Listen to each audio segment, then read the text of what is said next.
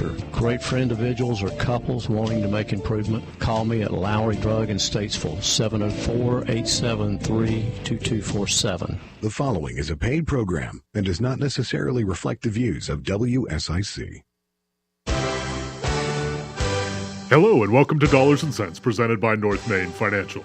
I'm your host, Joshua Dobi. Thank you so much for hanging with us here. 4 o'clock hour on a Thursday, 53 minutes and 40 seconds until you hit the bell on that 5 o'clock hour if you're a 9 to 5er, and I appreciate so much you hanging with us here as we give attention to, and perhaps we might even spark some conversation regarding items of financial and economic importance. Now, you know, as a previous listener to this show, we're talking on any number of things. We're going to be talking a lot about the markets this week. I'll tell you that.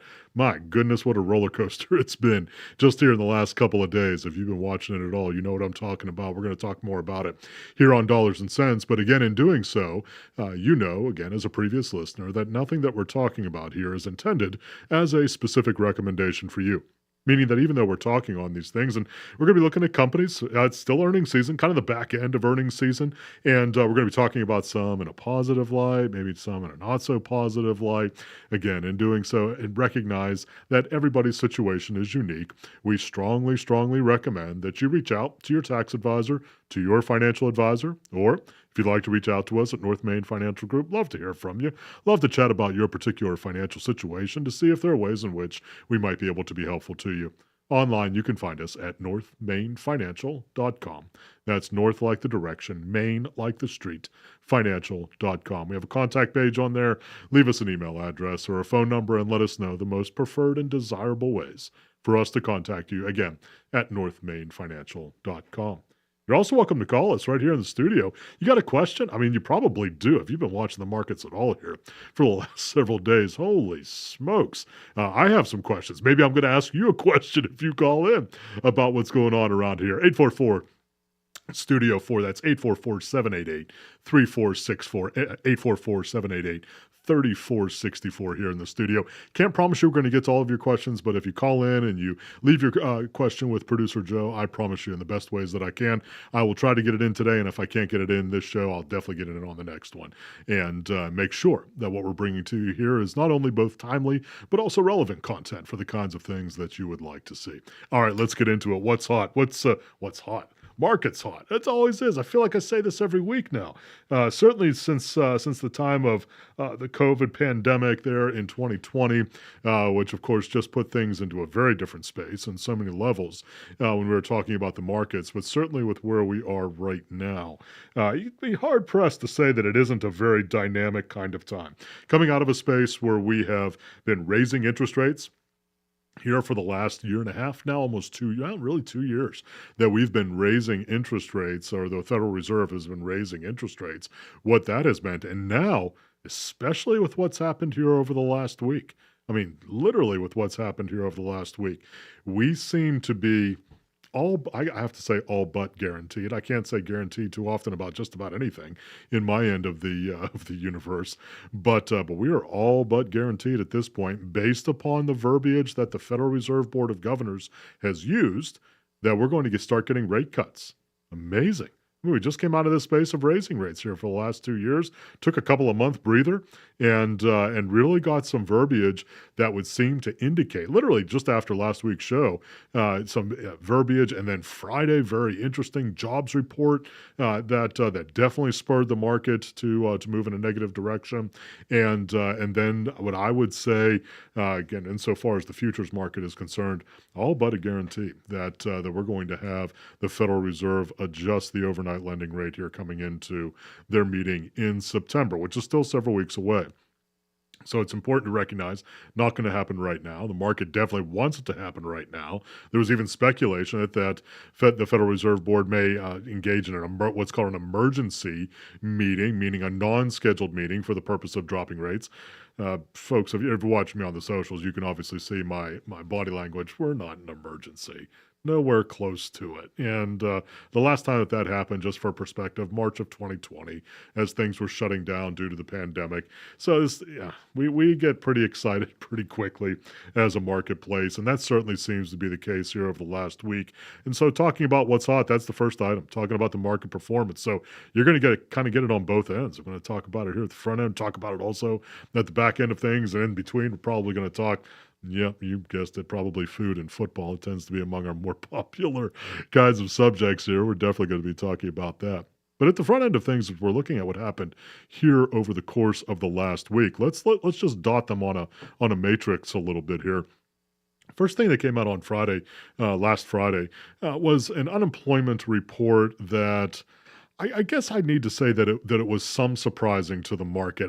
Frankly, I'm surprised that they were surprised, meaning the market, was surprised at the report that came out. We had a movement, especially insofar as the most commonly used metric for unemployment is concerned. We had a movement from about 3.7 to about 4.3. And you say, boy, that's quite a bit of movement in a short amount of time. And on a relative basis, certainly on a percentage basis, you would be correct. However, I'm going to give you a little bit of perspective on that because, by the way, the market took that very negatively. It took it to, as we do, you hear me talk about this often here on Dollars and Cents, we started thinking in straight lines. And we certainly were starting to think in straight lines as a market because the assumption was that we've gone from 3.7 to 4.3, so we must be going to 4.7 to 5.3. There's a lot of that going on in the market. And you can say I'm crazy for saying that, except the market was absolutely behaving in that way here last Friday through the weekend and certainly into the front part of this week. And as we're looking at then what the market is trying to ascertain from the unemployment report. And so going from 3.7 to 4.3, again, percentage-wise, I'll grant you that's a notable kind of move. However, here's some perspective. Definitely want to keep this in mind. So pay attention. I'm not going to throw too many just pure data points at you here on this week's show, but I definitely want you to keep this in mind. The average over the last 70 years, so the last 70 years, 7 decades, our average unemployment rate in this country, hold on for it, you probably have a guess. I'll even let you think about it. 5.7%. 5.7% has been the average insofar as the unemployment rate is concerned. So we've had plenty of time above that average, plenty of time below that average.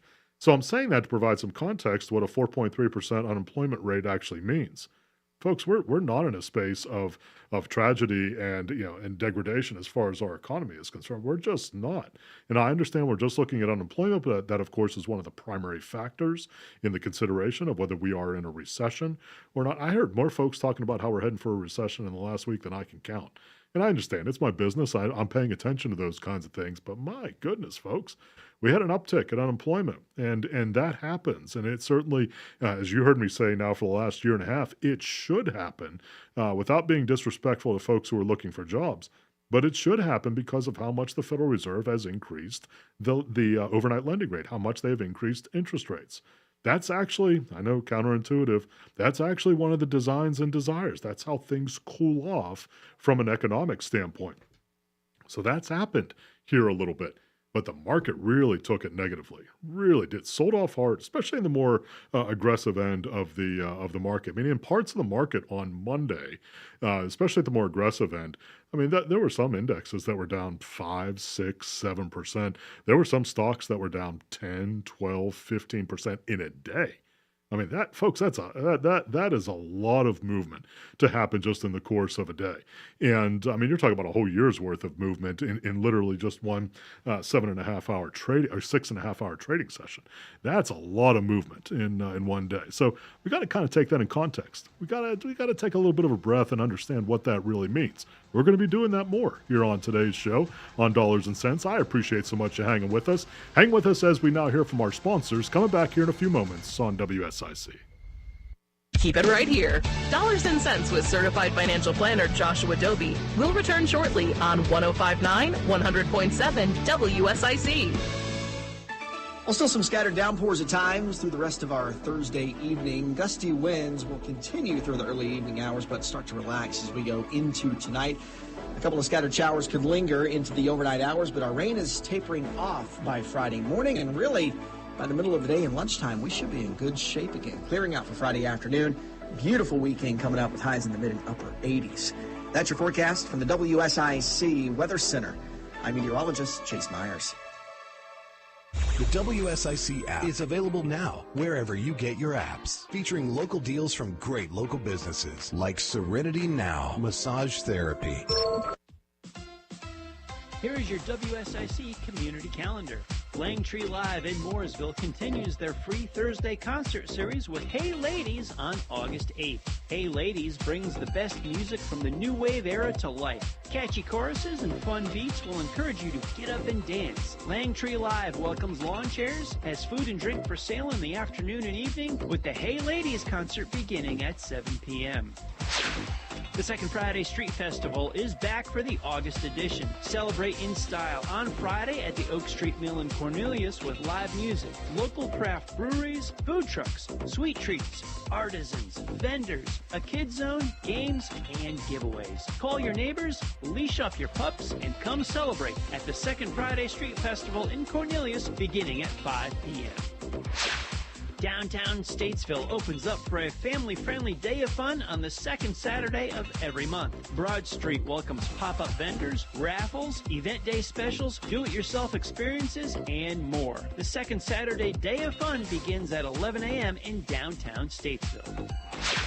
The Cookout Monster Truck Bash is at the dirt track at Charlotte Motor Speedway on Saturday, August 17th. Sparks will fly as the metal-bashing 2,000 horsepower machines return for a night of high-flying action on the planet's most diabolical outdoor course. Gates open at 4 p.m. Bring a Cookout Cup for early access to the pit party beginning at 3:30. Pit party includes monster truck rides, inflatable slides, bounce houses, face painting, an autograph session, and souvenirs. Opening ceremonies will begin at 7. Visit charlottemotorspeedway.com or the CMS app for information and details.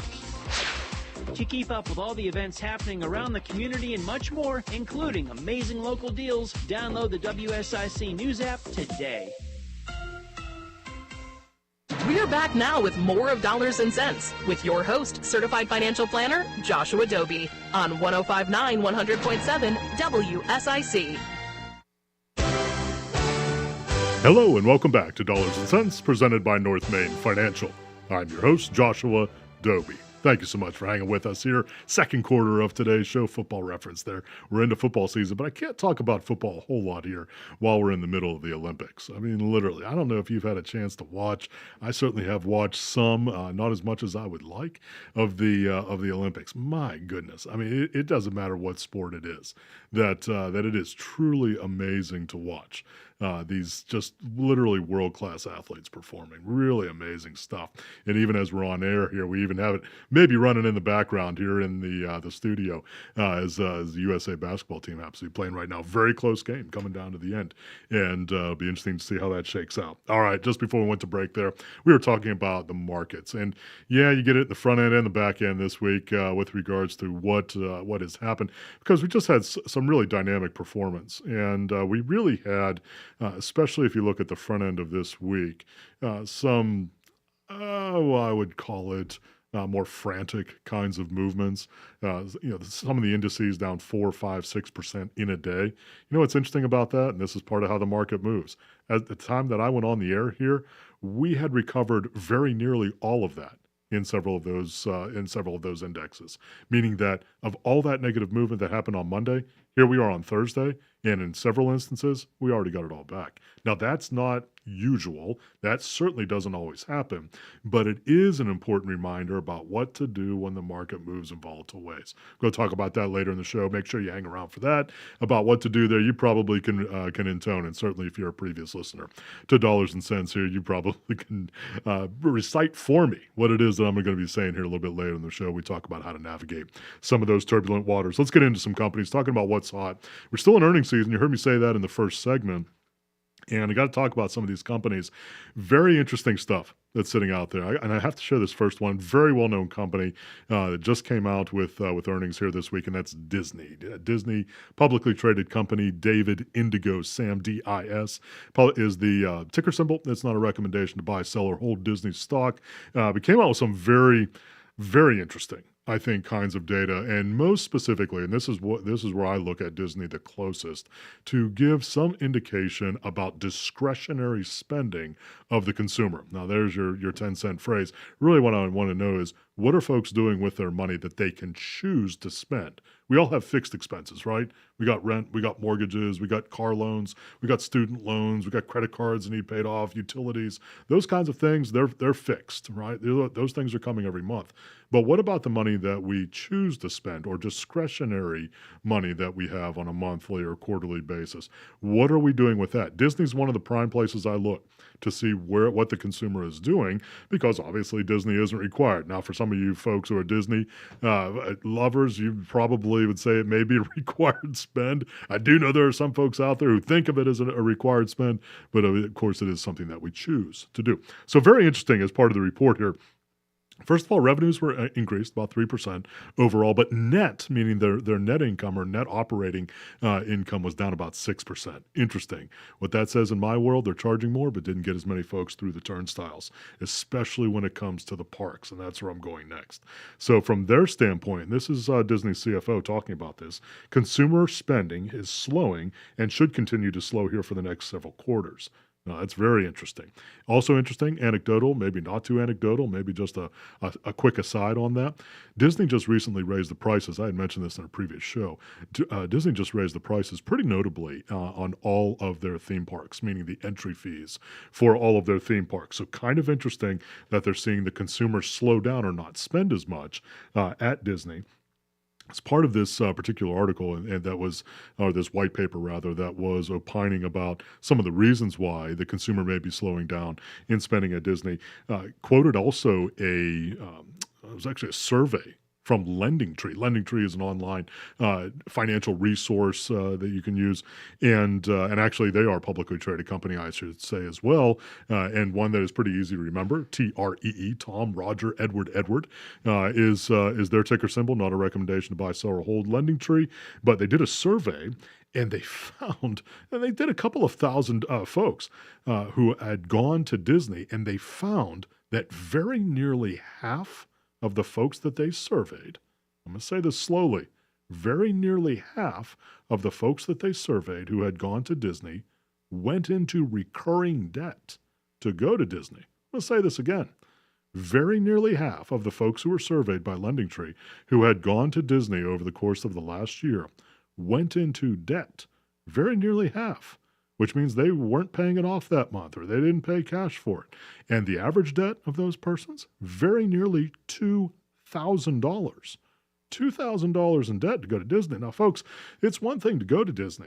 It's something very different if you're paying for that Disney trip for months, years afterwards, because you're making monthly payments on a credit card to be able to pay that off. You're paying, obviously, tremendously higher amount to be able to pay off that credit card because of the interest charges associated with it. But what's that mean about where the consumer is? You heard me say that at the front end of things. That's what I look at whenever I'm doing a study or an analysis or an update on Disney, is where is the consumer in this? So that tells me that even if the consumer is going to Disney, they can't afford it. And I'm not taking that all the way through the wall on that. I'm using that as several data points together. So I'm not making a full-blown estimation on where the consumer is just based upon these particular data points. But it's very interesting to me lining those things up relative to the consumer experience at Disney. And of course, we're not polling all folks who go to Disney. So does that mean that the half or the 50% holds for all attendees? No. That's why I'm very, very careful to say this has to do with this particular survey that was taken.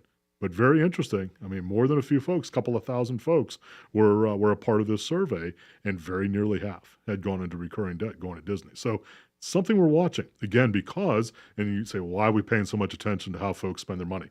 Remember, folks, our economy, about 2/3 to 3/4 of our economy is a function of consumer spending, meaning we go as folks spend money. That's how we're built. That's how we're put together. We are not a saving economy. We are not on an individual level necessarily an investing economy. We are very much a spending economy. So it's a very big deal. Something that's going to be continue to be on our radar screen. All right, let's keep the theme park idea going on here, and got to bring in a little local flavor on this. This is actually talking about Carowinds. Carowinds is part now of the Cedar Fair / Six Flags group. By the way, probably has one of the coolest ticker symbols ever. Publicly traded company. Guess what their ticker symbol is? You probably do know it. Ready? FUN. Frank Umbrella Nancy. Fun. Are you kidding me? I mean, if you're going to be an amusement park operator or amusement park company and your ticker symbol is fun, that's about as cool as it gets. So their ticker symbol is Frank Umbrella Nancy. Again, not a recommendation to buy, sell, or hold Six Flags. Carowinds a part of that group or is owned by that group, and they're going to be making the largest investment in terms of dollars into that park here over the next couple of years that has ever been made. So pretty notable. And they're going to be doing it in one particular part of the park there. It's called Camp Snoopy. I mean, I'm talking about Peanuts, Snoopy, the comic strip, and they're going to be building out quite a bit. Roller coaster, some other rides, attractions. They may have some water feature kinds of things.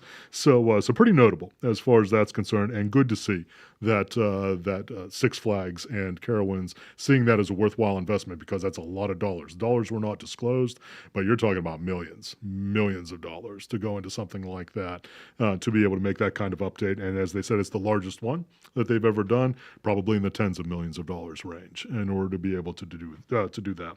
So very important on that end of things. All right, let's keep going here on the companies that are hot. Eli Lilly. Got to bring them out. My goodness, they have been at the forefront insofar as large pharmaceutical companies are concerned. They just come out with earnings today. One of the primary reasons why I'm noting them, but also because different part of the economic and trading universe and the market universe. Eli Lilly, ticker symbol Larry Yellow, LLY. Not a recommendation to buy, sell, or hold Eli Lilly. Boy, if you track their stock price or you own their stock, it's been a good year. My God, over 40% gain. And we're talking about a pretty traditional company when it comes to Eli Lilly. When I say traditional, been around for a long time, doesn't trade at a very expensive multiple, very good dividend yield historically. So I would put them much more in the value or the large cap value or the conservative style of investment. Boy, up until the last couple of years. And I say that not because they've changed radically how they do things as a company, but just in terms of their stock price. And they may say, now, why have they grown so much? What are they doing? Folks, they're in this weight loss drug end of things, specifically these GLP-1 injections or shots that have become just unbelievably popular. Amazing, the number of prescriptions that are out there for these GLP-1 drugs right now, and it has just taken Eli Lilly and a couple of other companies really just through the stratosphere as far as their stock price is concerned. So as can be expected, very strong quarter. Stock jumped today pretty significantly, especially for a company the size. We're talking about $750 billion. You're talking about $750-ish billion companies. This is not a small cap. This is not a startup company. This is a very, very large company, which has already had a significant amount of growth this year and then popped again on this most recent earnings report. So very interesting. It's going to be interesting to see, just the sidebar, it's going to be interesting to see the duration on these weight loss drugs and what kind of iterations they take for next generation kinds of things, how long folks are going to need to take them to be able to maintain the effects of what those drugs actually are doing. And so it's going to be very interesting to watch that, and at least in my end of the world, because these things tend to fade in and out, meaning they become very popular for a little while and then they tend to fade out. And especially once the patent end of things begins to go away, then you get a lot of other folks into the market who challenge, obviously, who want that kind of market and to be a part of it, especially if it's a very lucrative market. So we're going to be watching that kind of stuff going forward. But Eli Lilly, been around for a long time, came out with another very, very very good earnings report here on a quarterly basis. Stock up big for the year. But again, a reminder, not a recommendation to buy, sell, or hold them. So that's important to keep in mind. All right, we are rapidly approaching the halfway mark in today's Dollars and Cents show. I know, already. Can you believe it? But I want you to hang with me here as we take some time to hear from our sponsors. Coming back here just a few moments, Dollars and Cents presented by North Main Financial on WSIC. Keep it right here. Dollars and Cents with certified financial planner Joshua Dobi will return shortly on 105.9, 100.7 WSIC. Well, still some scattered downpours at times through the rest of our Thursday evening. Gusty winds will continue through the early evening hours, but start to relax as we go into tonight. A couple of scattered showers could linger into the overnight hours, but our rain is tapering off by Friday morning, and really, by the middle of the day and lunchtime, we should be in good shape again. Clearing out for Friday afternoon. Beautiful weekend coming up with highs in the mid and upper 80s. That's your forecast from the WSIC Weather Center. I'm meteorologist Chase Myers. DrumLandscapeSupply.com. DrumLandscapeSupply.com. DrumLandscapeSupply.com. Honey, what are you doing? Oh, I figured if I rubbed my lawn and said DrumLandscapeSupply.com, I'd have the dream lawn I've always wanted. The Statesville Family YMCA reminds you that older adults and those with chronic health conditions don't need to feel they must accept impaired balance and limited mobility. Build strength, improve balance, and gain confidence in your mobility through the Moving for Better Balance program. For questions and additional information, email C. Mullins at ymcanwnc.org. Hi, this is Bob McIntosh with the McIntosh Law Firm in Davidson. Since 1997, we have been committed to providing our clients with competent, caring, and experienced legal services. Learn more at McIntoshLawFirm.com. Thought-provoking conversations and informed perspectives. It's meant for everyday people to understand, and you don't have to stress about technical terms and stuff. They just say it like a real person. WSIC News Talk Now. The feeling of awe. You know, when you walk through the door on a hot summer day and the cold air hits you. Ah. Folks around Charlotte have been feeling that for over 40 years, all thanks to Horn Heating and Air Conditioning. HornHVAC.com. This is a Bloomberg Money Minute. Just minutes to go ahead of Wall Street's closing bell, and stocks are on track to notch big gains after a drop in first-time jobless claims last week eased investor worries about a slowdown in the U.S. economy. Right now, the Dow up about 600 points, 1.5% higher. The Nasdaq up 2.5%, 400 points, and the S&P is up 2%. The big decliners, shares of the dating app Bumble plunging 30% lower. It slashed its annual revenue outlook after a botched overhaul of its signature app. Users didn't like it. Also sharply lower, shares of Warner Brothers Discovery down 9%. It claimed a $9 billion write-down in the value of its TV networks like CNN, TNT, and the Food Network. They're just not worth what Discovery paid for them 2 years ago when it acquired Warner Brothers. And average long-term mortgage rates this week dropping to 6.47%, the lowest in 15 months, according to Freddie Mac. It may prompt a lot of homeowners who have been waiting to list their homes. Tom Busby, Bloomberg Radio. It's Dollars and Cents with certified financial planner Joshua Dobi on 105.9, 100.7 WSIC. Hello and welcome back to Dollars and Cents presented by North Main Financial. I'm your host, Joshua Dobi. Thank you so much for hanging with us here. Second half football reference. Appreciate so much you hanging with us here as we're giving attention to all things economic, financial here on Dollars and Cents. And as we were going to break, they were talking about one of the juggernauts of this year, and actually even a little bit longer than this year. Talking about Eli Lilly, again, LLY, not a recommendation to buy, sell, or hold their stock, but just remarking on this, I really have to call it weight loss drug craze. I'll call it a craze. I mean, certainly in terms of how it just came out of the woodwork, really with a drug that was never intended for that. I mean, we're talking about really a diabetes drug that had as a side effect the effect of being able to have some folks in certain circumstances to lose weight. And so it very, very much is powering earnings at companies like Eli Lilly. Novo Nordisk is in the mix as well. NOV that's sitting out there. Oh, excuse me, NOV is Novartis. Novo Nordisk. And so we're talking about some pretty powerful companies doing very, very well.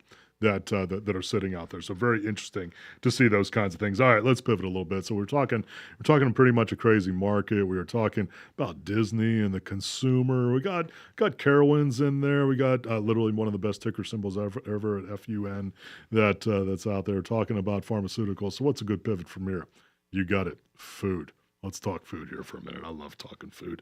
You're on Dollars and Cents, even with companies that aren't publicly traded. I still love talking about it. If you are one who has enjoyed or you know about the Italian restaurant Buca di Beppo, they serve family style. I have been to a couple of them. Been a while since I've been to one, but unfortunately, in many instances, a lot of those locations are closing, going into now by filing for Chapter 11 bankruptcy. Dozens of locations are going to be shutting down, going through a reorganization process. Don't know what that's going to mean in terms of how they're going to emerge, or if they're going to emerge from bankruptcy as an ongoing entity. Chances are they probably will, but at least at this point, they're not. And so they filed for bankruptcy. And so if you're one who frequents Buca di Beppo, Italian restaurants, you may want to be mindful of that. Maybe make a phone call to your favorite location before you go there. But they serve family style. I don't know if you've ever been to one of these places. I mean, holy smokes. I mean, the servings are outrageous. They're huge. They're in these huge bowls and on huge platters. And I don't know, for someone like me who really enjoyed it, but maybe the numbers didn't work out apparently in the ways they should have to continue as an ongoing entity. Got to bring another one into the mix. We've talked about this previously. Red Lobster. You heard me talk about Red Lobster here a couple of weeks ago, declaring bankruptcy as well, unfortunately, closing, again, dozens of locations. But now Red Lobster, and this literally has just come out here in the last week, Red Lobster has received a bid to come out of bankruptcy, or to be bought out of bankruptcy, by a coalition of vendors and lenders to Red Lobster, meaning those entities which are owed as part of the bankruptcy. And this happens with some regularity, by the way. I don't want to get too granular on bankruptcy law, but it often happens, not always, but it often happens that those folks who are owed then front some capital or front some other resources for the entity to restructure, to maintain, because they've already lent money, or they already are owed money by this entity, so they obviously want it to maintain. So there's a group that got together, and they've put together a bid, $375 million, which sounds like a lot of money, but really isn't when you're talking about something as ubiquitous as Red Lobster, been around for multiple decades. And so they put together a buyout. It's going before the bankruptcy judge. They're going to talk about their plan for reorganization and basically to keep it a viable entity. So it's going to be interesting to see what happens. Again, this is the kind of thing that especially with ongoing concerns that have a good brand name, and certainly something that there is an opinion is worth salvaging and to restructure and to reorganize with vendors and lenders to be able to continue it ongoing. Certainly that seems to be the case here. So we got Buca di Beppo, which is going in to bankruptcy. We got Red Lobster, which is potentially coming out of it. We're going to have to see what matriculates from that, and certainly to be able to hope that they can come through on the other side, especially if you like those garlic biscuits. And I'm telling you, I've had those garlic biscuits at Red Lobster. They're pretty amazing. Yeah, and I think you probably recall it. Remember what I told you was one of the reasons why they had to go into bankruptcy? No, literally. I mean, one of the reasons why Red Lobster went into bankruptcy, all you can eat shrimp. I'm not making that up. Literally all you can eat shrimp. They didn't price it appropriately, meaning that Red Lobster did not charge enough relative to the volume. I got to laugh at this a little bit, but they had so many folks that eat so many shrimp that, I mean, they lost like $11 million in 90 days kind of thing because of how many shrimp were being consumed for all-you-can-eat shrimp. They even raised the price. It started out at $20 for all-you-can-eat shrimp. They raised it by 25%. They put it up to $25 and still couldn't slow it down. It's not funny when you're in bankruptcy, but I do find it a little amusing that one of the reasons why is because people ate so much fried shrimp at Red Lobster. I just think that's kind of funny. And look at that. All right, let's keep going here. Let's get into what to know. What to Know is a segment that we plug in here on Dollars and Cents, really to talk about the kinds of things that may come across your radar screen, may be a part of your experience. We try to keep it on a pretty general sort of level so that it can apply to the largest number of people. So what I'm going to be talking about today is not the easiest thing, but it probably is something about which you have at least heard and perhaps you have experience. And there have been several bigger ones here recently that have both taken place and that have actually transpired and finalized. And that's really the reason why I'm bringing up here on what to know. And it has to do with the idea of stock splits. So stock splitting, what that means is, so let's get a definition to it and make sure that we understand what it is. Publicly traded companies, so there are shares of stock that you can buy. And we were talking about Eli Lilly earlier and Disney earlier. And we talk on any number of publicly traded companies pretty much every show. But you can choose to buy or sell or hold onto these shares. And periodically, with certain companies, when their price has increased per share to a higher level, and I say a higher level because it's not like there's a specific share price at which they have to split. There are some share prices in some companies that have never split, no matter how expensive the shares have been. And the shares have been in the thousands, tens of thousands, and even hundreds of thousands of dollars per share. So there are definitely those companies out there. So there's no requirement to split the stock price. But let's talk about what it is. So if you own shares as of a record date or as of a date of recording, as dictated by the company, and they declare a stock split, then they will give you a ratio about how many shares you will have after the stock split. Now, important to understand that there is something else that happens in that space, because I've had this conversation a lot here recently as well. Yes, you receive with let's call it a normal stock split. I'm not going to get into reverse stock splits right now, but let's talk about a normal stock split. After a regular stock split, you will have more shares. However, in very corresponding and actually exact ways, your value per share will be decreased. So let's think about this a little bit, all right? So let's say NVIDIA just went, and NVIDIA is a publicly traded company. Nancy Victor, David Alpha, certainly one of the hottest stocks this year. That's why I'm bringing them up. Very well-known company, not a recommendation to buy, sell, or hold NVIDIA. But they just went through a 10-for-1 stock split. So I'm bringing them up because they just happened to go through this. So if you were, as of the record date, as of the date of recording, as required by the company, if you owned the stock at that time, you received 10 shares for every 1 share that you owned. But what also happened at the same time is that price was reduced in the inverse. Now, before you get too glossy-eyed on me here, what that means is the value of your stock before the total value of your holding before and after the stock split, stay with me here, is exactly the same. All right? You got more shares, but lower price per share. That's all that happens in a stock split. Now, folks say, well, then what's the incentive then, or why would a company want to do that? Well, there are some notable data out there. As crazy as it sounds, because there is no incremental value which is actually generated by this. It's not like the company becomes more valuable or your holdings become more valuable or anything along those lines. Actually, what you just do is create more shares of stock. And it could be for any number of reasons. So companies do that for a variety of reasons, but one of the reasons that they do, and this has been documented publicly by certain companies, is that one of the reasons that they do is because there are different entities, different indexes, which require, first of all, a certain stock price or stock prices to be within certain levels. That's one. And two, crazy as it sounds, there are some folks who will buy shares at a cheaper price instead of at a more expensive price, even though their ownership aspect, relative to the number of dollars they're using to invest, is exactly the same. So it increases, for at least a short while, it increases some of the buying intensity for that particular company. It's not true for every company. It's not true that the stock price goes up whenever there's a stock split for every company. Definitely not always true either. But that is one of the reasons, and certainly when we look at it historically, for many companies, that has been, in the short run, the case. So again, let's talk about stock split. Again, what happens is, in a regular stock split, not looking at reverses right now, but a standard stock split, you get a ratio. You get a certain number of shares for each share that you own. It may be a 3-for-1 stock split, 5-for-1 stock split, 10-for-1, like I talked about with NVIDIA. But remember that there is a corresponding decrease in exactly the same ratio of a decrease in the inverse on the share price, so that you have the same dollar-wise investment before the stock split as you have after it. I know, I mean, it sounds a little bit elementary, but I hear folks all the time say, well, we're going to have more of an investment. No, you have more shares, but at a lower price. And there's nothing inherently wrong with that. There's nothing wrong with that being the case. But it is true that in that kind of instance, your investment has neither gone up nor down in value as a result of the split.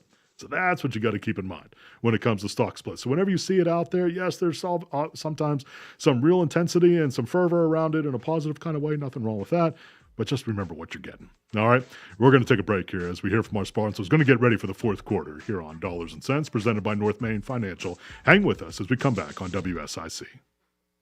Dollars and Cents with your host, certified financial planner Joshua Dobi, continues straight ahead on 105.9, 100.7 WSIC.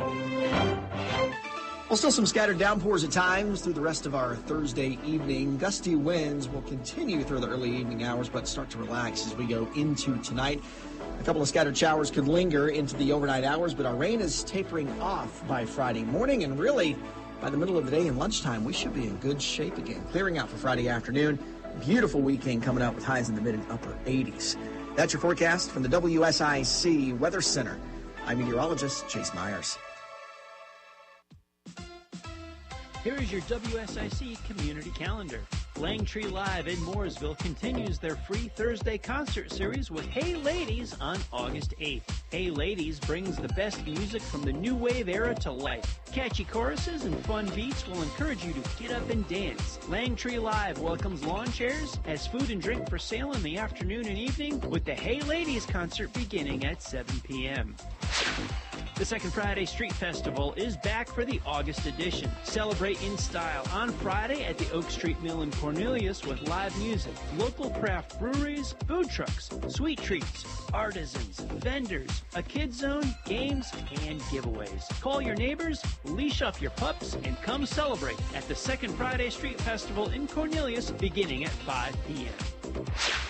Downtown Statesville opens up for a family-friendly day of fun on the second Saturday of every month. Broad Street welcomes pop-up vendors, raffles, event day specials, do-it-yourself experiences, and more. The second Saturday day of fun begins at 11 a.m. in downtown Statesville.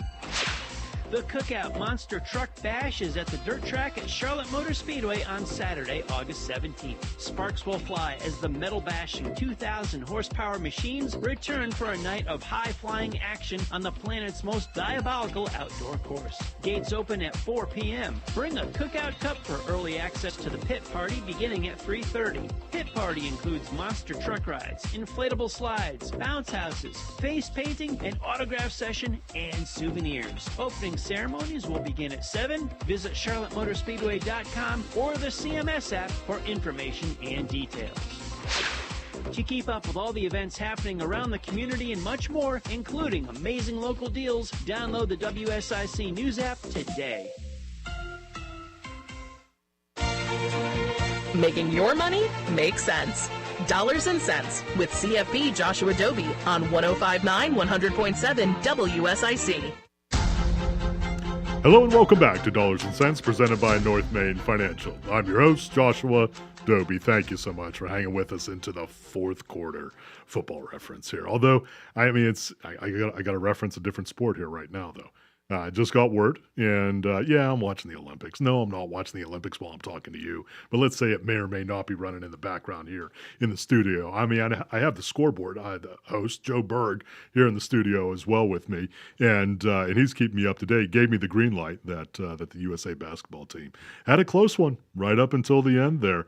It was not a given. Some of these games have been big blowouts, but the USA men's basketball team came through, and they're going to be in the gold medal game. So pretty cool to see. And I believe they're playing France, as producer Joe has told me that they're going to be playing France, and that's going to be fun because I didn't realize this until Joe had told me as well that several of the first round draft picks this year French. And so they're going to be very interesting to see those guys. And the number one draft pick from last year, also on the French national team, going to be a lot of fun. All right, you know when you get on Dollars and Cents here, you're going to get sports and food, pretty much. I mean, it's a lot of money involved with sports and food. You don't have to wrinkle your eyebrows at me. This is a serious business, but we also like talking about it. All right, let's keep going. Fourth quarter here. Going to give you a couple of other companies sitting out there just in terms of things that are happening here in the region and then also nationally. And yes, I promised you I'm going to get back to the market, especially with what's happened here over the last several days. Got to talk locally here again. We talked Carowinds. Got to talk about our local PGA golf tournament, the Quail Hollow at Quail Hollow, and big for us here in the Charlotte region because of a changeover in sponsorship. So Wachovia had sponsored for many years, and then they pivoted out as they were acquired by Wells Fargo. Wells Fargo then continued the sponsorship up to this year. And they had said publicly so that there would be time to bid on it and to arrange for another title sponsor that they were not going to be doing it anymore. So I know there were a couple of players in the mix as I was talking with folks who were involved in that process of soliciting bids and evaluating them. And the news has come public that one of our local banks, big bank here, no, not Wells Fargo, no, not B of A, but another one, Truist. Truist, if you recall, the merger of BB&T Bank and SunTrust Bank, I want to say 5 years ago, 2019. I think it was just before the pandemic end of things. Just calendar-wise, Truist has signed on 7-year deal. So that's going to be nice that we're going to have them around for at least 7 years. By the way, Truist, publicly traded company, bank, TFC, Tom Frank Cherry, is their ticker symbol. Not a recommendation to buy, sell, or hold Truist stock, but they're going to be around 7-year contract. Could be upwards of $200 million of investment, and what's known as that about 25 million of that is going to be in the first year here. So significant capital commitment to be able to be the title sponsor here on the Quail Hollow tournament here in the Charlotte region. But very glad to hear that. Very glad to hear for another title sponsor. Big impact for all the obvious reasons to be able economically to be able to bring them to the Charlotte region, as do all the towns and cities that are able to bring in those PGA tournaments. Big deal, big economic impact. Good to know it's going to be around here, and for the commitment that Truist has made. Now, that's actually not going to start, as I'm saying that out loud. That actually is not going to start until 2026, though. And the reason for that is we got the PGA Championship in Charlotte next year. So we're actually going to have that at Quail Hollow. So this the Quail Hollow tournament that is not the PGA Championship, that's going to be starting in 2026 with Truist as a sponsor. So good to have them on board. Good that we can maintain it here. All right, let's go a little national with me here. And you've heard me talk quite a bit about the retail shopping space, specifically on the real estate side of things. That's been intentional. I read some data here this past week just talking about shopping malls overall and the transformations that they've made from, let's call it 30, 40 years ago when I was but a wee lad going to the shopping malls. And you had big anchor stores. You had stores like Sears. You had stores like Macy's, Nordstrom, big anchors that Kaufman's, Belk's, that really anchored these more traditional shopping malls. Then you had a bunch of little stores around them. And that was really the format for so many shopping malls. Now we're really in a space where a lot of those big anchor stores are going away, or at least they are nowhere near the size, scale, and scope that they used to be. And a lot of our shopping experience spaces now are much more focused on more, I would call them niche and specialty retailers. Again, this isn't something that just happened overnight. This trend has been moving, I would say, for the better part of 20, 25 years. But the footprint on those large stores is getting smaller and smaller. And I say that because quarterly earnings report from Simon Property Group, publicly traded company, the number one mall owner and operator in the country, Sam Paul Green, SPG, not a recommendation to buy, sell, or hold the stock. They came out this past week and really said just that. Actually, their earnings were quite good. And I think that surprised the market a little bit because there's been some concern about the consumer and spending. Remember what I was talking about earlier with regards to Disney? A lot of concern about how the consumer's spending. And Simon Property Group coming back and saying, my words casually now, the traditional model not really out there anymore, but boy, we have this specialty model that seems to be working well. And they're focusing a lot on that, and much higher ROI for them per square foot that they manage and own than the more traditional model. So very interesting what that means with regards to the consumer. So let's pivot right back into the markets talking about the consumer then. So what are we saying has happened here over the course of the last week? Well, you know me, I don't get too high on the high or too low on the lows, but it is very interesting. We've talked for a long time here on Dollars and Cents. When I say a long time, I'm not talking about years, of course, but I'm talking about for the last number of months about how we are due for a technical correction in the market, in the stock market specifically. We've gone through a significant interest rate raising cycle. We had some amazing growth in the more aggressive ends, specifically the large capitalization technology companies, big technology companies have had, not all of them, but many of them have had just exceptionally above average couple of years. We needed to have a breather. And this may be what's happening here this week. Don't know yet. It's too early to tell. But certainly with a jobs report that, at least on the surface, caught the market by surprise. Not sure why, because this is very predictable in my end of the world that we would have an uptick in the unemployment rate.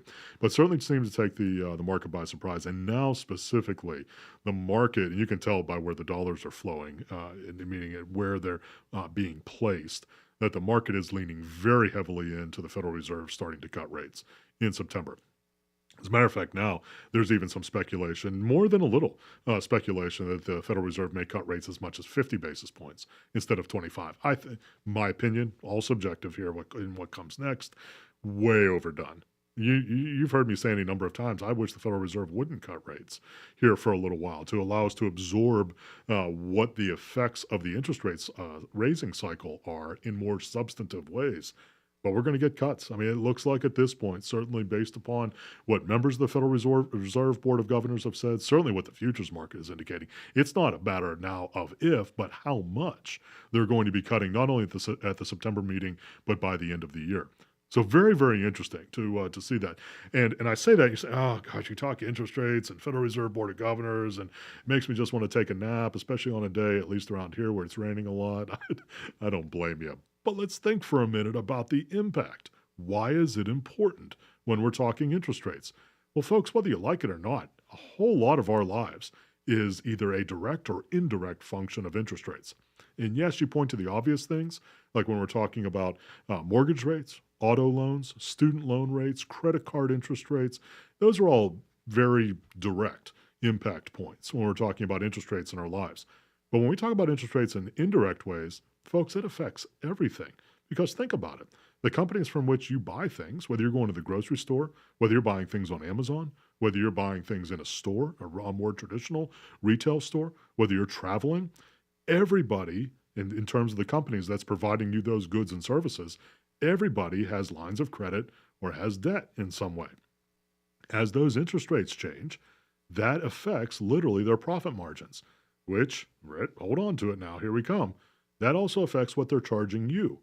So when I say that interest rates literally affect us every single day of our lives in some way, either very directly or indirectly, I'm not just making it up so that you pay attention here. I'm very serious about it. And that's why I spend the time that I do in talking about where the interest rates are and where they're going. Not just on things, like I said, more directly with mortgages or car loans, but literally you go into a store, I promise you that price on that price tag, or you're buying something on Amazon or some online store in some way, I promise you that that price is at least in part a function of interest rates. Promise you. It's indirect, but it absolutely is a function of it. Meaning if it's more expensive for a company to do business or to bring that product to you, I know you're not going to like that part of it, but they're going to charge you more whenever they have a higher interest rate to pay, or there's a higher cost of doing business specifically. So that's why I'm bringing it to you. That's why I'm spending the time on it that I am. Now, okay, let's take a couple of seconds. So where do we go from here? I had a lot of these conversations here this last week about, okay, where do we go from here? This is where we've been. Where do we go from here? Well, of course, that's a multi-trillion-dollar question. But just like every space, and you hear me say this a lot, it very rarely makes sense to make radical changes to your plan based upon what's happened, in this instance, just over the last couple of days. It really does. I'll say it differently. If you feel there is a need to change your plan based upon what's happened here over the last couple of days, you didn't have a very good plan. And I say that without being disrespectful. I'm saying it because that's just true. A good plan should be able to weather the inevitable ups and downs in the market. If it's just benefiting from the ups in the market, folks, that's not a plan, that's gambling. It just is. And there's nothing inherently wrong with that. Just call it what it is. That's not a plan. That's a guess. And so that when we come into spaces like this, we should be positioned in such a way where it's just not a big issue. We should be I'll look at it, I'll keep going down the curve. You should actually be able to take advantage of something like this, especially if you got a good investment or good investments into which you may have some dry powder, meaning some extra capital to be able to buy them on the dips. If you're one who's going to buy and hold for the long term, why wouldn't you? If it's a good investment, why wouldn't you do it? Let me say it this way. If you liked it at the higher price, you should like it a whole lot more at a lower price for an investment, right? I mean, that's just math. That's how these things go together. But not, I mean, this is the only instance where folks don't feel comfortable doing that, but it absolutely holds true. Well, friends, I appreciate so much you hanging with us here on this week's version of Dollars and Cents. As we're giving attention to all things that are economic and financial, a lot happening in the markets. Don't get carried away. Make sure you stick to your plan and make sure always that you got your eye focused on the future. Appreciate your time here on Dollars and Cents presented by North Main Financial. Tune in with us next week on WSIC. Serving you better than ever before.